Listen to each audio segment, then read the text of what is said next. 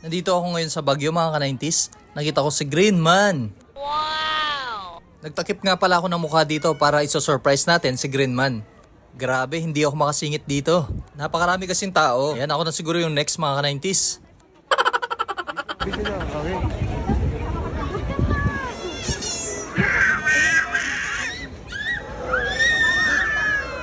Ayan, nagkakagulo na sila dito mga ka-90s.